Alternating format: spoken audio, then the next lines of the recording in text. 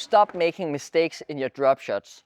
Let me take you through the pitfalls that so many beginners and intermediate players do. So once you've watched this video, you'll know exactly how to correct yourself for the timing and for the technique.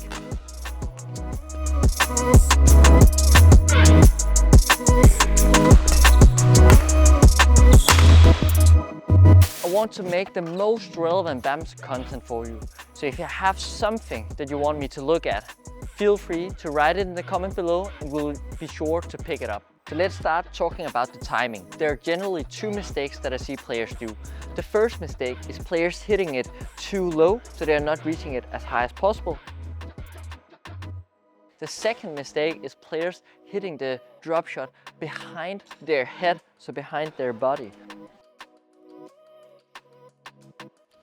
Both of these mistakes are making your drop shot slow and also having a upwards moving ankle on the shuttle. What we really want from a drop shot is a descending flight from the time that we hit the shuttle, right? The keys to have a great timing on your drop shot is reaching it as high as you possibly can and also reaching it in front of you. Guys, we just dropped two new rackets. One is head heavy, one is even balanced, the BF White and the BF Mint. They are super good, so if you're looking for a new racket, go to a website and check those out. So let's move on for the technique. So many players are tensing up in their arm and in their body when they want to do the drop shot.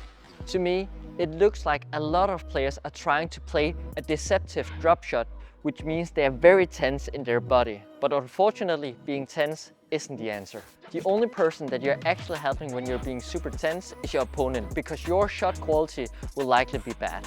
By the way, if you really want to learn that deceptive drop shot, then actually go check out this video we have up here. So let's go through the actual technique step by step. The first thing is moving to the shuttle. This is important because we want to get kind of behind the shuttle when it's coming, so I'm able to play it as high as possible a bit later. But when I move, I have my left side to the net, and this is my racket position that I have here. So for the grip, it's a standard forehand grip. I have the side to the net, my racket position is here, my elbow is up, the racket is pointing a bit upwards, right? Once the shuttle is kind of coming, I push my elbow up, I do a rotation in my shoulder. You can see my racket is dropping backwards. So this is step 2. From here, I use my forearm and my loose grip to get up, play the shuttle as high as I possibly can, and then gently follow through in the shot. So let me show it to you very slowly.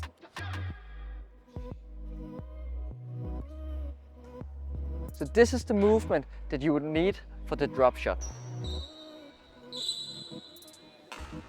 If you're sitting behind the screen and thinking, Flemming, isn't it just exactly the same movement as playing the clear? Yes, it is. It is absolutely the same. The only change in the drop shot is actually that we aren't playing it with too much power. We are basically just following through with our forearm and arm movement. Your key focus should be on your timing and the technique. Once you start to feel like that's going pretty well, then you can start focusing a bit more on the placement. A good drop shot is a shuttle dropping very close to the net tape and also landing before the service line.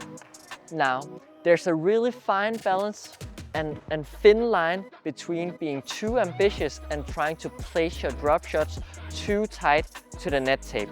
So my recommendation is actually playing it like 10-15 centimeters above the net tape, so we avoid too many unforced errors. So the drop shot might sound simple, but for sure it will add an extra dimension to your game, because if you're able to play a clear, a smash and a drop shot, you will surely create a big court for your opponent. I'd love to hear your thoughts on this tutorial. Was it useful for you? I have one last important thing to say before closing this video. Remember, the court is the canvas for your journey.